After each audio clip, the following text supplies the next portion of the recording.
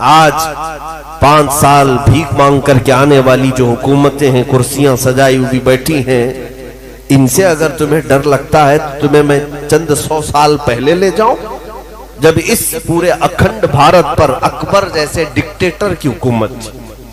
अकबर बड़ा जालिम और वो मुर्तद हो चुका था और एक नया दीन कायम कर चुका था, मेरे नबी के दीन को खत्म करके।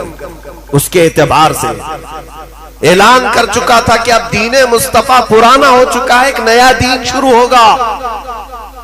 वो ऐसा बादशाह जो इलेक्शन से आया नहीं, वो ऐसा बादशाह जो जमहूरियत का नहीं, बल्कि खुद साख्ता, खुद का पावर, लाखों की फौज उसके पास।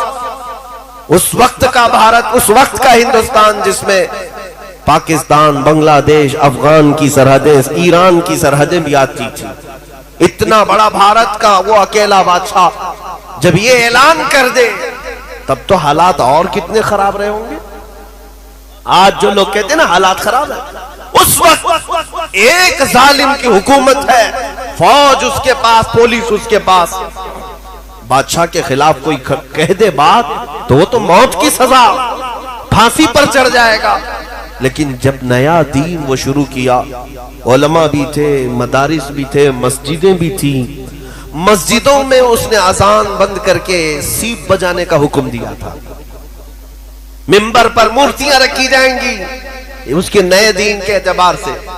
लेकिन जानते हो, आज हालात खराब होने और मसलहत और हिकमत की बात करने वालों से मैं कहता हूं, चंद 100 साल पहले जाओ, उस अकबर जैसे डिक्टेटर और जालिम के जमाने में ये कह करके उलमा खामोश नहीं बैठे कि हालात बहुत खराब है, जालिम की हुकूमत है, बल्कि उसके जुल्म के बावजूद भी मिंबर से बरसरे ऐलान एक मुजद्दिद उठता है जिसे अहमद फारूकी सरहिंदी कहा गया, और नारा भी लगाया कि अगर इस धरती पर कोई दीन बाकी रहेगा तो मुस्तफा का दीन रहेगा। इस्लाम के नाम पर जो रहेगा वो दीन मोहम्मद ही रहेगा, किसी अकबर का लाया हुआ दीन नहीं चलेगा।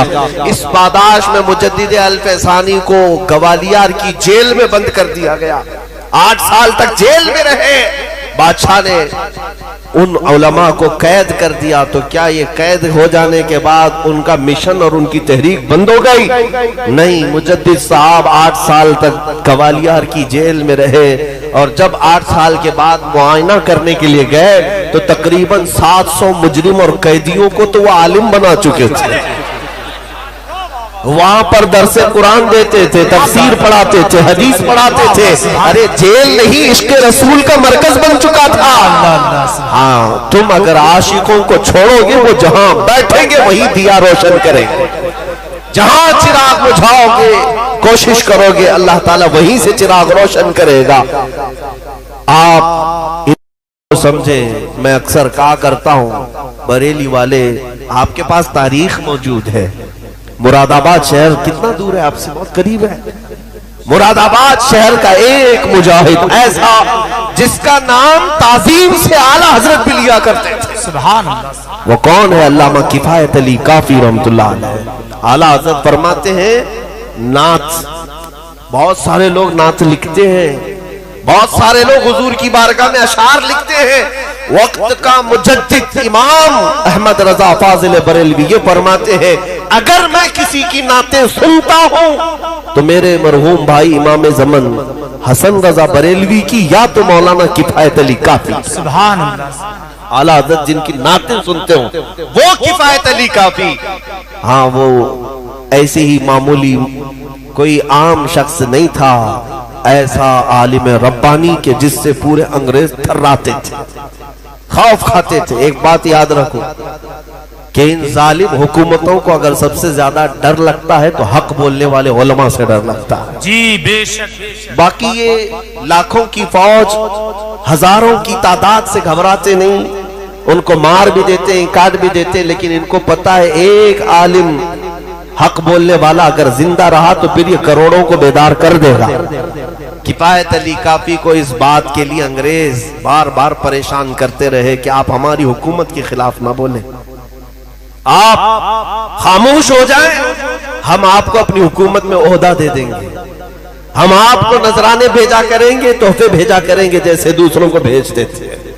लेकिन किफायत अली काफी वो आशिक रसूल थे, फना फिर रसूल थे, सौदेबाजी नहीं की। जानते हो एक आलिम को गिरफ्तार करने के लिए कितने अंग्रेज आए थे? 3000 अंग्रेज आए थे। इसी से अंदाजा लगता है कि रसूल पाक सल्लल्लाहु ताला अलैहि वसल्लम की बारगाह का तरबियत याफ्ता जो अदना भी होता है वो पूरी दुनिया का शेर हुआ करता है। उसे पकड़ने के लिए बहुत सारे कुत्ते आते हैं, इस बात को याद रखें। 3000 लोग आए गिरफ्तार करने के लिए और गिरफ्तार करके ले गए, वो भी यूं ही नहीं, किसी गद्दार और मुनाफिक की मुखबिरी की वजह से। हमारी जमात का कोई गद्दार था जिसने मुखबिरी करके उनको पकड़वाया। अंग्रेज लेकर के आए तो दारुल इमारत में रख करके मौलाना किफायत अली काफी को बार बार टॉर्चर करते थे, सजाएं देते, लेकिन आप टस से मस नहीं होते। हुजूर पाक की इज्जत और हुजूर पाक की नामूस की हिफाजत किसे कहते? सुनो, रात के वक्त अंग्रेज गरम स्त्री उनके जिस्म पर फेरते थे। स्त्री को गरम करके उनके जिस्म पर फेरा जाता था, प्रेस, और जब चमड़ी जल जाती थी तो जिस्म पर नमक छिड़कते थे, नमक डालते थे। अल्लामा किफायत अली काफी रहमतुल्लाह अलैह को ऐसी सजाएं दी, उसके बावजूद उन्होंने अपना नजरिया नहीं बदला, ना ही अपना कौल। वो चाहते तो पैसा भी ले लेते, ओहदा भी ले लेते, छोड़ देते, हालात खराब है। नहीं, जो सच्चा मुहिब्बे रसूल होता है वो हालात को नहीं देखता, वो गुंबद खजरा को देख रहा होता है। किफायत अली काफी रहमतुल्लाह अलैह को मुरादाबाद के चौराहे पर लाकर अंग्रेजों ने फांसी पर चढ़ाने का हुक्म दिया। ये 1857 से पहले की बात है। तवज्जो, मुरादाबाद शहर के चौराहे पर जब फांसी पर आपको चढ़ाया गया, उस वक्त भी आपकी जुबानों पर एक ही, उस जबान पर एक ही कलमा था, कोई गुल बाकी रहेगा न चमन रह जाएगा, पर रसूलुल्लाह का दीने हसन रह जाएगा। सब फना हो जाएंगे काफी वो, लेकिन हश्र तक नाम हजरत का जुबानों पर चलन रह जाएगा। वो ये नाते पाक सुना भी होगा आपने, मशहूर है। उसके बाद आपको फांसी दे दी गई। जो बात मैं कहने जा रहा हूं सुनो, अल्लामा किफायत अली काफी को फांसी देकर, ये जालिम भी मेरी बातें हर चीज कोट करते हैं, अभी मीडिया चलाएगी, देखें। हाँ, ये दज्जाली मीडिया यहाँ से कटिंग करेंगे, यहाँ से निकालेंगे। अब भड़काओ मौलाना, पाकिस्तानी मौलाना, आतंकवादी मौलाना, तुम्हारे सर्टिफिकेट की हमें जरूरत नहीं। तुम चाहे दहशतगर्द बोलो, आतंकवाद बोलो, टेररिस्ट बोलो, तुम दलाल हो, जो कुछ कहना चाहो कह लो। हम जो करते हैं वो मेरे मुस्तफा की इनायतों से है। हमारी नजरों में सनद तुम्हारी कोई माना नहीं रखती। अल्हम्दुलिल्लाह हम सच्चे मुसलमान कल भी थे, आज भी हैं और इंशाअल्लाह रहेंगे। मैं जो बात कह रहा हूं, किफायत अली काफी रहमतुल्लाह अलैह को फांसी देने के बाद 8 दिन तक ये जश्न मनाए थे। मौलवी खत्म हो गया, जो लोगों को बुलाता था तो हजारों जमा हो जाते थे, उसकी बात में असर था। अब कौन जमा करेगा इन्हें? नबी के नाम पर जब किफायत अली काफी पुकारते थे तो हजारों का मजमा इकट्ठा हो जाता। कहां से लोग आते पता नहीं चलता। जब अंग्रेज 8 दिन तक जश्न मना रहे थे, खत्म हो गया। मौलवी को हमने फांसी पर चढ़ा दिया। जो लोगों में जान भरता था, लोगों को उठाता था, लोगों को बेदार करता था, उसे फांसी के फंदे पर चढ़ा दिया गया। लेकिन इन जालिमों को पता नहीं कानून कुदरत क्या है। रब्बे जुल जलाल का कानून इस दीन को चलाने के लिए ऐसा है। तुम इधर मुरादाबाद शहर में किफायत अली काफी को फांसी दे रहे हो, पड़ोस शहर में मौला इमाम अहमद रजा को पैदा कर रहा।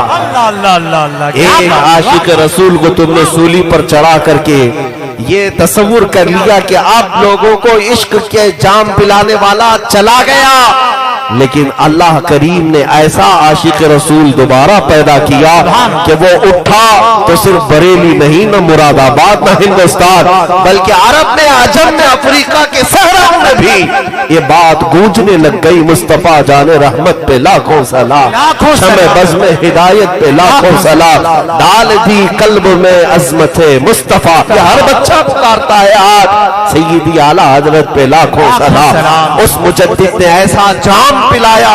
अगर मैं कहता हूं तकरीरें सुनने का मौका नहीं मिलता तो जरा हदायत बख्शिश पढ़ लिया करो, आला हजरत के कलाम सुन लिया करो, तुम्हारा ईमान बेदार हो जाएगा, तुम्हारी कुव्वत इश्क में इजाफा हो जाएगा।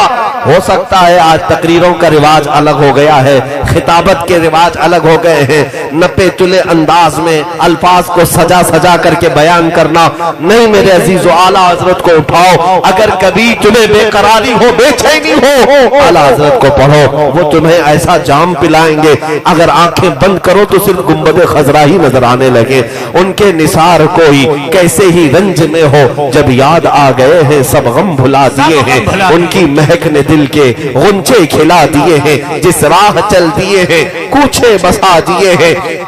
उस मुजद्दिद ने हमें इश्क का जाम दिया है।